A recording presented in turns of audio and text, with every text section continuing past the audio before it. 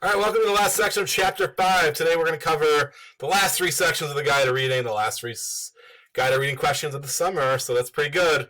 Questions 18 through 20, things like what was the purpose of the First Continental Congress when it convened in Philadelphia in September of 1774? What decisions were reached at this convention? Also want to talk about what were some of the infamous events that led to the fighting of the Revolutionary War. And then what was Thomas Paine's role in the American Revolution? We're going to talk about all that and more coming up. All right, let's talk about the Continental Congress, the First Continental Congress in 1774. There were three big questions that they wanted to answer. How to justify the rights claimed as American colonials. How do you justify this? What were the limits of Parliament's power? They wanted to know, again, clearly define what they could and couldn't do in regards to the American colonies. They also wanted to get on the same page of what are the proper tactics that colonies should use for resisting the coercive acts, also known as the intolerable acts. So they wanted to kind of define the parameters of what they should expect from the British, what the British should expect from them, and kind of what they should all be doing to kind of get this together. Okay, to answer that very first question, how to justify the rights claimed as American colonials, pretty simple. They really said it's very easy. They're defined by, they're protected by the British Constitution because they are British. They also outlined something called the Declaration of Rights and Grievances, that the colonial had basically said the colonists had the rights to tax and regulate themselves. That they didn't need any outside authority. They didn't need to have Parliament kind of there. Now, the next question about what are the limits of Parliament's power? They didn't say Parliament had no authority. Basically, they wanted to set up some limits. So they kind of set up this system where the colonies could govern themselves. However, Parliament would have a say. So if there was a law passed by one of the colonial assemblies, that could go before Parliament. Parliament could, have a say, like a veto of it, to see if that was okay. Now, the same would apply to Parliament. If Parliament passed a law that affected the American colonies, the colonial assemblies would have the right to veto that and have a say in it.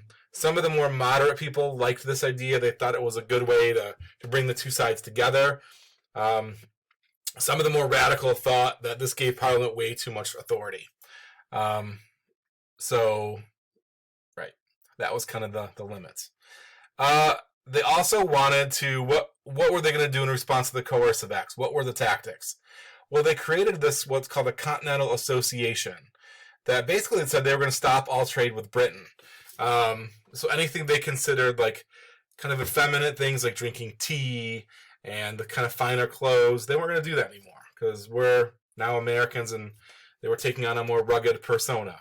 So they were going to stop the trade with Britain. They were going to fend for themselves. They were going to create their own products and buy from themselves. That was kind of the way they were going to do this. And this would kind of extend until the coercive acts were repealed. They were going to keep doing it until the coercive acts were repealed. Now, when they repealed those, they could go back to buying British goods and that sort of thing. They also wanted to endorse the Suffolk resolves that were written by Paul Revere that basically called the coercive acts unconstitutional and really kind of aimed, and this was trying to get colonies on board with civil disobedience, which means protest. Even if that meant violating the law, they wanted to get that word out and protest these coercive acts. So Paul Revere is getting to be an active participant as well. Now, these things don't really call for war. They stop short of doing that. Really what they wanted to do, and their major overall objective, was they really wanted to reset the clock and go back to 1763 when the French and Indian War was over. Everybody was feeling good about being British, and they were all on the same page. They really just wanted to kind of turn the clock back and kind of a do-over. Now, this doesn't work. The British government's like, we've already kind of opened up that, that box. We can't really shut it. Can't put the genie back in the bottle. Wasn't going to work, but that was their attempt to do so. Now, as they move on from the Continental Congress, Massachusetts is really, like I said in the last video, the epicenter of all of the all of the volatility and all of the rebellion. They're seen by even like the other colonies as the most rebellious of the colonies. A lot of the stuff that was going on was happening there. And as the Continental Congress was raging on, Massachusetts was actively rebelling. Thomas Gage, who was a royally appointed governor, is kind of overthrown, and he's communicating with the British government like, I need reinforcements. Things are going wrong. There really was a collapse of royal authority, and once word gets to Britain, they realize that this is a flat-out rebellion. This is no longer just an incident where there's bad behavior. This is a flat-out rebellion, and this is again another pretty gigantic step towards there's going to be war. War is inevitable. It's going to happen. Like I mentioned, Gage is in communication with Great Britain, and he knows that reinforcements are going to have to be brought in. It's going to have to happen. So like I said, war is inevitable. It's going to happen.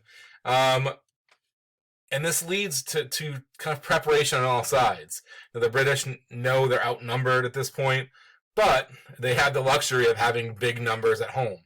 So once those numbers arrive, that shift of who has more, who's better armed, number of troops, a top-notch navy is going to flip in favor of the British.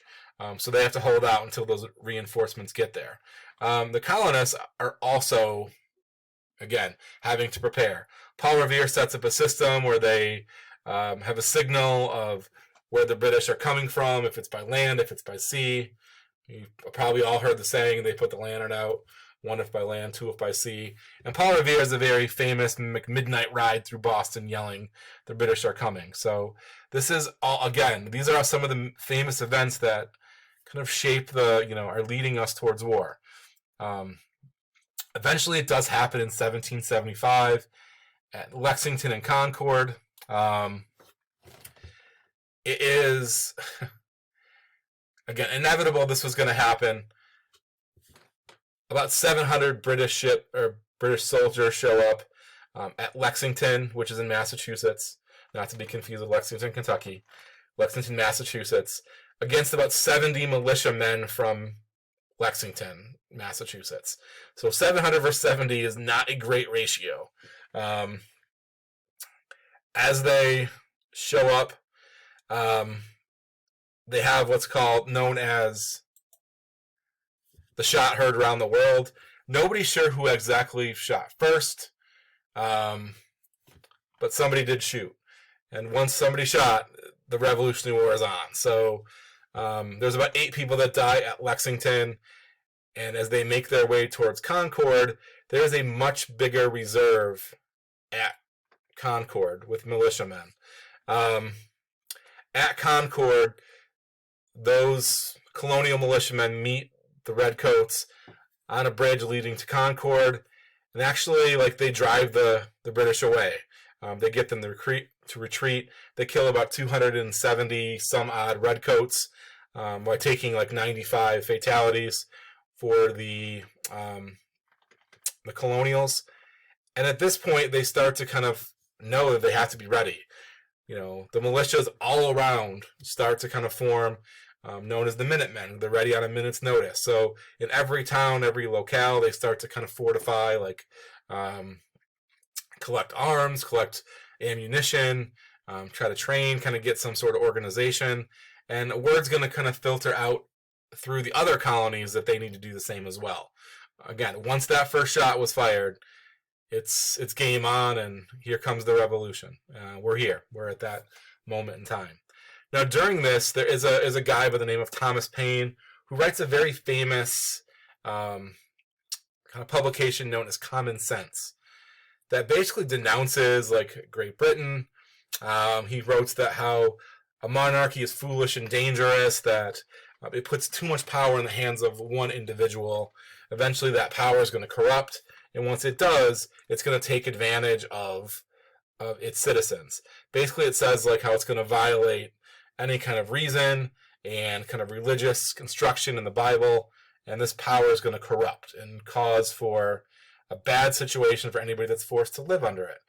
He calls King George III the royal brute of Britain, So denounces him as a horrible individual, and goes so far as to insinuate that he was going to enslave Americans. Now, maybe that's a little dramatic, particularly since Americans were actually enslaving people, so a little dramatic probably there, but he does make that claim. And more importantly, he claims that Americans should not want to be British, that Americans should want to be Americans. They should want to be free. They should want to be independents, that they had a destiny to be Americans. They had a destiny for a Republican, democratic form of government, not a monarch form of government. And he said all of these claims that they should want to be Americans, that they shouldn't want to be British. This was all common sense. This was something that everybody should feel. This idea of common sense was really popular. It sold a lot of copies throughout the colonies and really kind of was a unifying force, a rallying cry to move towards independence. It should be noted as we talk about like this starting that even at its height, maybe about a half, I'm not sure they ever really got to half, really wanted to be independent from Great Britain. That meant that at least half, probably more than half, really wanted to stay loyal to the British government, which is going to be tricky for those those seeking independence. Their own colonial peers, more than half really want to stay under British control. Those people are really kind of bullied. They're pushed around and pushed towards silence or like join our cause or else. So the voice that kind of pushes towards independence, much louder, much more aggressive than that. I want to stay independent. Okay, that is the last section in Chapter 5. If you have any questions or comments, please feel free to contact me. If not, hopefully have a great rest of your summer. If you're doing this the day before class, I'll see you tomorrow. Other than that, see you guys around.